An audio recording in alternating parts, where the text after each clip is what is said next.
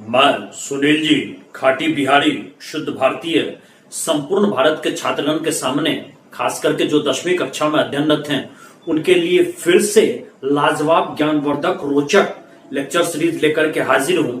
और आप उन्हीं चैप्टर का पहला भाग, जिसको मैंने प्रस्तुत कर दिया था, आनुवांशिकता एवं जैव विकास के भाग 2, इसको मैं प्रस्तुत कर रहा हूं। आप इसे 2 बार सुने, निश्चित ही आपको 80% से ऊपर अंक प्राप्त होंगे। लेकिन इसके पहले मैं आपसे आग्रह करना चाहता हूं कि सुनील जी खाटी बिहारी यूट्यूब चैनल पर यदि आप नए हैं तो भैया आप बिना अठन्नी आपको खर्च किए हुए आप इसे सब्सक्राइब कर लो, अपने मित्रों को बतलाओ, शेयर करो और कमेंट करो। अब ये ध्यान रखिएगा कि मूलतः मैं प्रतियोगी परीक्षा का विशेषज्ञ माना जाता हूं, जनरल कंपटीशन की तैयारी के लिए लंबे समय का है। लेकिन 10th 9th और आपके 12th इन सब का भी जो है अच्छा नॉलेज होल्ड करता हूं। तो मैंने सोचा कि प्रतियोगी परीक्षा के लिए तो मैं पढ़ाता हूं, ये तो मैं आपको क्लासरूम कोचिंग देता हूं। लेकिन अभी मैं आपको 4 तरह का वीडियो बना करके प्रस्तुत करूंगा इस पर। एक जो एकेडमिक क्लासेज के लिए जिनकी अगले साल परीक्षा हो सकती है, वो है आपका 10th 12th, बाद में हो सकता है मैं आपको 11th और 12th, इसमें 9th और 11th भी डाल दूं। फिर दूसरा मैं आपको डालूंगा जो आपका मोटिवेशनल वीडियो होगा। चूंकि अभी आप कोरोना के पीरियड में या अन्य पीरियड में आप मनोबल से टूटे होते हैं, हारे होते हैं, तो उनको भी मुझे बूस्ट अप करना है। तीसरा मैं आपको प्रस्तुत करूंगा करंट इवेंट से संबंधित, उसकी आपको एनालिटिकल व्याख्या करूंगा, विश्लेषणात्मक व्याख्या। चौथा जो मैं आपको बाद में अंतिम चरण में प्रतियोगी परीक्षा से संबंधित लाजवाब वीडियो प्रस्तुत करूंगा। तो जितने भी छात्र इससे जुड़े हुए हैं तो भैया आप इसको सबसे पहले सब्सक्राइब कर लो। अब मैं शुरुआत करता हूं इसी के साथ कि चार्ल्स डार्विन के बारे में जानिए। चार्ल्स डार्विन एक आपको प्रकृति से जुड़े हुए इंसान थे और ये इन्होंने बहुत बड़ा बायोलॉजिस्ट भी थे। इन्होंने बायोलॉजी के क्षेत्र में बहुत बड़ा अनुसंधान किया जो आज भी मील का पत्थर है। चार्ल्स डार्विन का जन्म 1809 में हुआ था, मृत्यु 1882 में हुई थी। जन्म इनका इंग्लैंड में हुआ था और मृत्यु भी वही हुई। तो जन्म 1809, मृत्यु 1882 में, और केंट में हुई थी। केंट ब्रिटेन में ही पड़ता है, इंग्लैंड में ही पड़ता है। और इनका जो क्षेत्र था कार्य करने का, वो क्षेत्र था आपको नेचुरल हिस्ट्री, अर्थात हम कह सकते हैं कि प्राकृतिक इतिहास के बारे में, कि प्रकृति से ये जुड़े हुए आखिर कैसे उत्पन्न हुआ, कैसे एक स्पेसीज दूसरे स्पेसीज में आए, बदले, किस तरह से परिवर्तन हुआ, इनके बारे में ये ज्ञान हासिल करना चाहते थे। साथ में ये आपको बायोलॉजिस्ट तो थे ही। इनका जो महत्वपूर्ण कृति आई, जो पुस्तक आई, जो पूछता भी है, वो है on the origin of species. On the origin of species ये महत्वपूर्ण कृति थी, जिसमें इन्होंने अपना ज्ञान का सारा जितना समग्र उनका अनुसंधान था, जितना उन्होंने खोज किया था, वो इसमें ये डाले। अब देखते हैं कि चार्ल्स डार्विन 22 वर्ष की उम्र में ये संपूर्ण दुनिया के घूमने के लिए निकल गया और ये साहसिक समुद्री की यात्रा। अब आता है कि साहसिक समुद्री की यात्रा क्या, कि समुद्र में यात्रा करते वक्त साहस होना चाहिए। इसमें देखिए कि पुर्तगाल के नाविक बहुत ही साहसिक हुआ करते हैं, ब्रिटेन यूरोपियन भी साहसिक हुआ करते थे, क्योंकि समुद्र में घुसना और कहां जाएगा, फिर वापस आ भी पाएगा कि नहीं, तूफान हो सकता है, लहर का सामना करना पड़ सकता है, जिंदगी जा सकती है, मर सकते हैं, इसलिए इसको साहसिक यात्रा ये कहा गया। तो ये साहसिक यात्रा की और 5 वर्ष तक ये यात्रा ही करते रहे और ये दक्षिण अमेरिका और भिन्न भिन्न द्वीप में गए और वहां के जीव जंतु, पेड़ पौधे, इन सब पर उन्होंने अध्ययन किया। काफी गहराई तक अध्ययन करने के बाद इनको जो प्राप्त ज्ञान हुआ, तो फिर ये इंग्लैंड वापस आ गए। और वापस आने के बाद फिर तो ये यात्रा पर नहीं गए, लेकिन इन्होंने जो डेटाज जो एकत्र किया था, जितने इन्होंने एकत्रित जानकारी हासिल की थी, उस पर ये अपना अध्ययन और आगे बढ़ाने लगे, उस पर ये निष्कर्ष की ओर बढ़ने लगे। और बाद में इन्होंने उस निष्कर्ष के आधार पर प्राकृतिक वर्णन एवं जैव विकास के सिद्धांत इन्होंने प्रस्तुत किया, जो आज भी जीव विज्ञान के क्षेत्र में एक मील का पत्थर है, माइलस्टोन का काम करता है। तो डार्विन का सिद्धांत ये बतलाता है कि पृथ्वी पर सरल जीवों से जटिल स्वरूप कैसे जीव का बना, ये बतलाता है डार्विन का सिद्धांत। और मेंडल का प्रयोग हमको बतलाता है कि एक पीढ़ी से दूसरे पीढ़ी में किस तरह का वंशानुगत परिवर्तन होता है। जबकि मेंडल और डार्विन दोनों एक ही समय में काम कर रहे थे, लेकिन दोनों एक दूसरे को जानते नहीं थे। तो जानते नहीं थे तो ये नहीं कह सकते कि एक ने दूसरे को सहायता किया, दूसरे ने पहले की सहायता किया। हाँ, जब सिद्धांत वो दे दिए तो दोनों का बाद में वैज्ञानिक ने इन दोनों को मिला करके फिर आगे उन्होंने निष्कर्ष निकालने में उनको सहूलियत हुई। तो विकास कैसे इवोल्यूशन होता है इसके बारे में अब जानते हैं।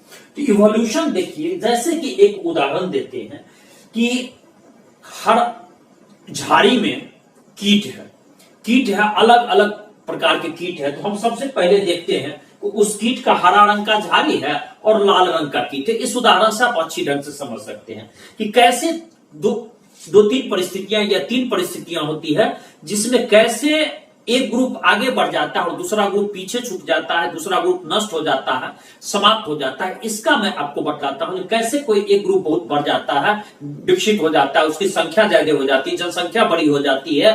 तो ये क्यों होता है, कैसे होता है, किन कारकों से होता है, इसके बारे में जानना चाहते हैं।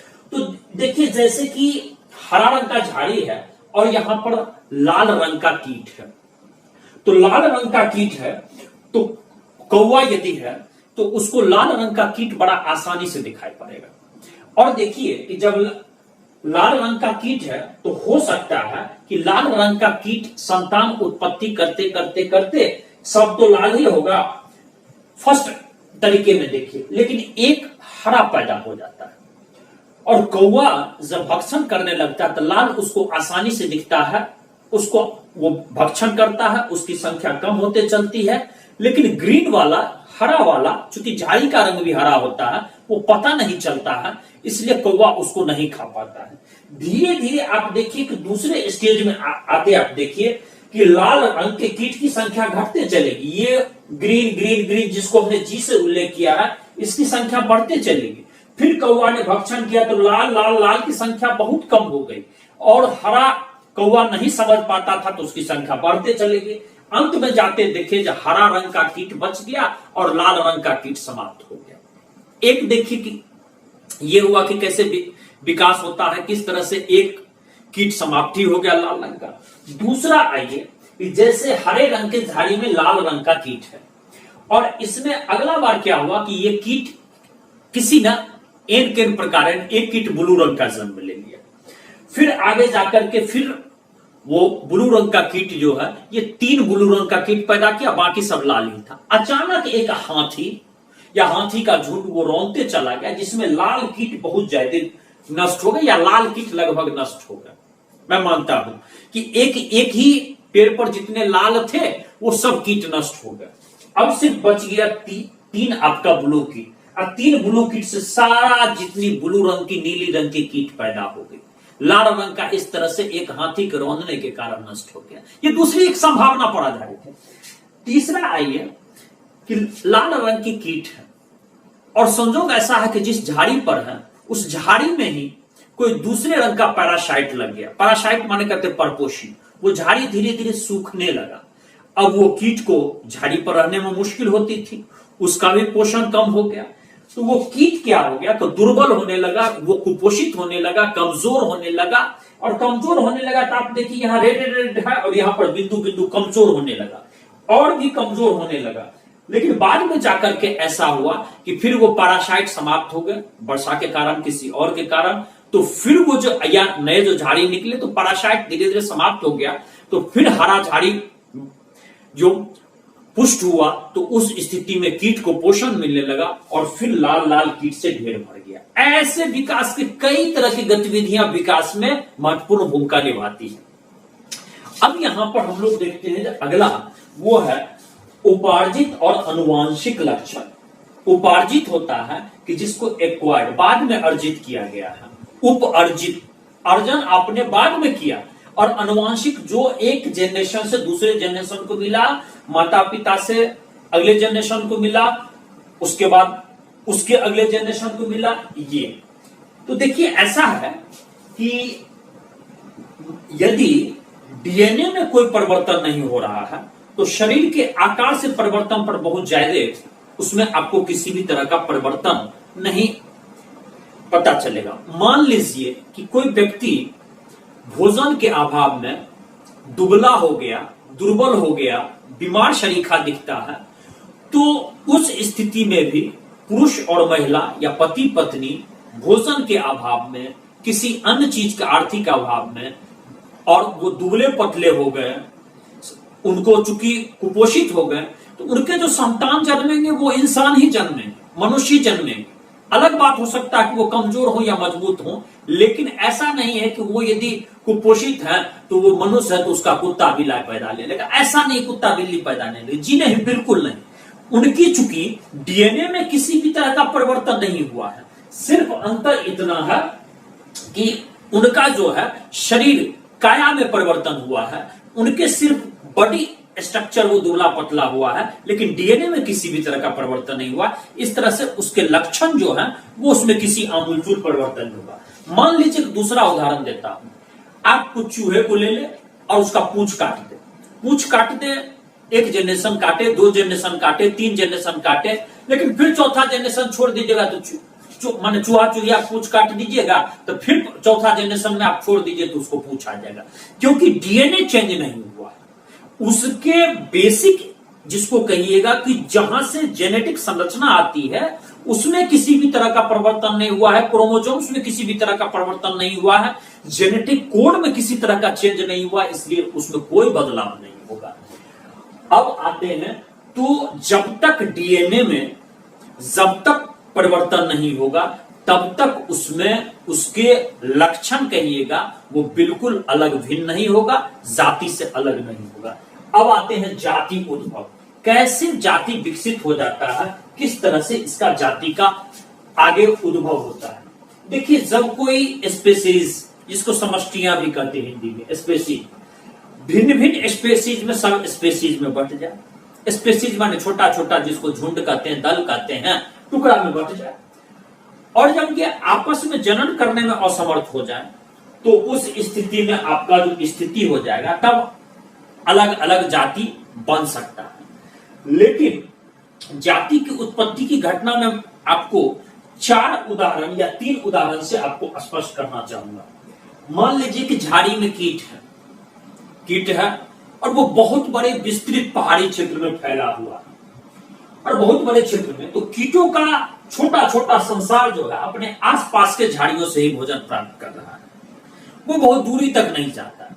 तो दूरी तक नहीं जाता है, और पहाड़ी बड़ा है, उसकी ऊंचाई अलग है, वहां का तापमान अलग होगा, उसका भूगर्भीय स्थिति अलग होगी, सूरज की रोशनी प्राप्त करने की स्थिति अलग होगी। तो वहां क्या हो जाता है कि कीट में थोड़ा बहुत का अंतर चला आता है, तो उस वहां पर उपजाति ही बन जाता है, और नर मादा उसी उपजाति में अपना संलयन करते हैं, और ये जाति के अंदर उपजाति बन जाता है, लेकिन कोई अलग जाति नहीं बन जाता।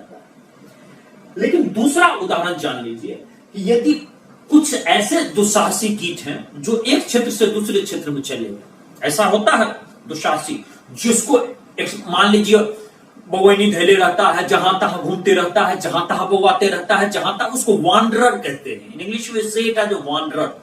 तो ये यदि घूमते रहता है और उसको उसमें क्या होता है कि या कुछ पक्षी ऐसे हैं जो किसी को बिना हानि पहुंचाए हुए कीट को एक जगह से लेकर के दूसरे जगह डाल दिया, चाहे कौवा हो चाहे सामान्य पक्षी हो, उस स्थिति में यदि जो प्रवासी पक्षी आए, मान लीजिए पक्षी ने, प्रवासी कीट जो है जो दूसरे जगह से आया है, उस अप्रवासी कीट नर मादा में यदि संपर्क हो गया तो उस स्थिति में जो आएगा वो आंशिक रूप से उसका जाति अलग हो जाता है, क्योंकि वो दूसरे जगह से आया।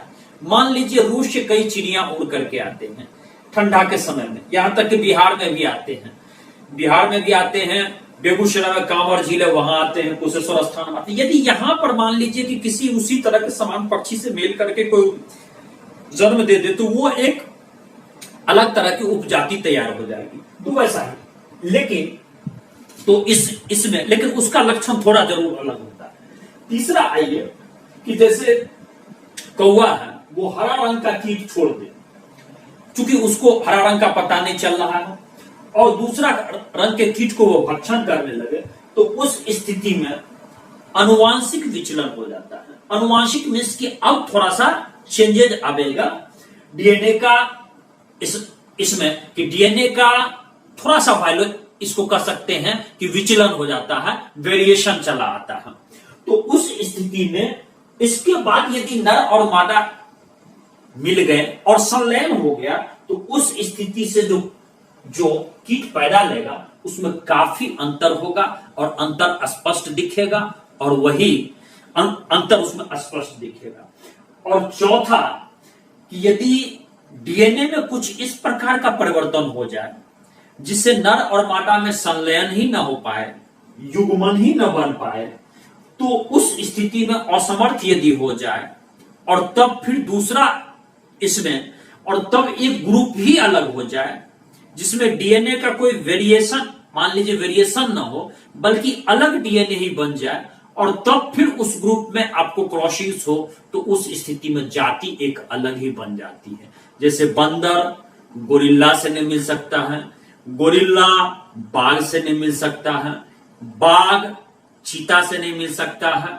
तो इस तरह से जो उसकी एक अलग ही बन जाती है, और तब जो होता है उसको हम जाति के रूप में, स्पीशीज के रूप में स्पष्ट करते हैं। अब आइए विकास का वर्गीकरण। इसमें जान लीजिए अभिलक्षण। अभिलक्षण किसको कहते हैं कि जैसे बाह्य आकृति या व्यवहार में किसी भी, या बाह्य कह सकते हैं कि बाह्य आकृति और उसका व्यवहार, इसमें जो आप इसका जो विवरण प्राप्त करते हैं, इसका जो विवरण का अध्ययन करते हैं, वही अभिलक्षण कहलाता है। और दूसरे शब्दों में हम इसको कह सकते हैं कि जैसे विशेष कार्य के लिए जो बना हुआ है उस पर जो हम स्टडी करते हैं वो अभिलक्षण कहलाता है। जैसे मान लीजिए पौधा का प्रकाश संश्लेषण करना, ये भी अभिलक्षण है। अभिलक्षण है ये, चूंकि पौधा का विशेष मान लीजिए गुण है, उस पर हम अध्ययन कर सकते हैं, उसका व्यवहार, उस पर विवरण, ये सारा कुछ हम डिटेल रूप से उसको एनालाइज कर सकते हैं, उस पर हम निष्कर्ष निकाल सकते हैं।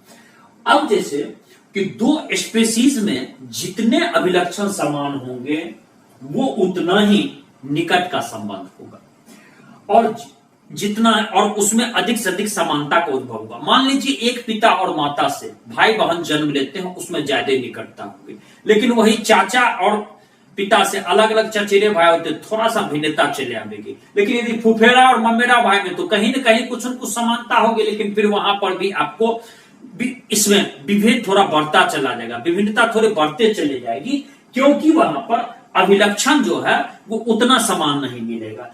तो हम देखते हैं, अब आइए कि विकासीय संबंध को हम कैसे खोजें। तो विकासीय संबंध को खोजने के लिए अलग अलग होता है, आकृति के आधार पर, अंग के आधार पर, इसके बाद देखते हैं कि उसके जीवाश्म के अध्ययन के आधार पर, तब हम विकास का संबंध खोजते हैं। जैसे कि देखिए कि पेड़ पौधा है, उसकी आधारभूत संरचना समान होती है, प्रकाश संश्लेषण समान ढंग से करेगा, जड़ तना जो भी लीजिए, मोटा मोटी जो है आप देखिएगा अलग अलग तरह का, उसमें मोटा मोटी कुछ न कुछ उसमें आपको समानता मिलेगा। और आकृति के समानता के आधार पर, हम सिर्फ आकृति के समानता के आधार पर माने तो हम समझा के उसको नहीं मान सकते, कई चीज भिन्नता होती है। पेड़ पौधा भी है तो अलग अलग पेड़ पौधा का अलग अलग नेचर होता है, कुछ धरती के नीचे होता है, कुछ धरती के ऊपर होता है। आप ले लीजिए मूली धरती के नीचे होगा, कुछ ऊपर होगा, इसलिए आप देखिएगा जो बहुत में आप देखिएगा आलू को तना कहा जाता है, आप फिर आइएगा तब गाजर को ले लीजिए तो उसको जड़ कहा जाता है, अलग अलग नेचर। तो आप सिर्फ इतना ही नहीं जो पौधा है, फसल है, या मान लीजिए सब्जी है तो उसको हम के रूप में गिन लेंगे, सो नहीं।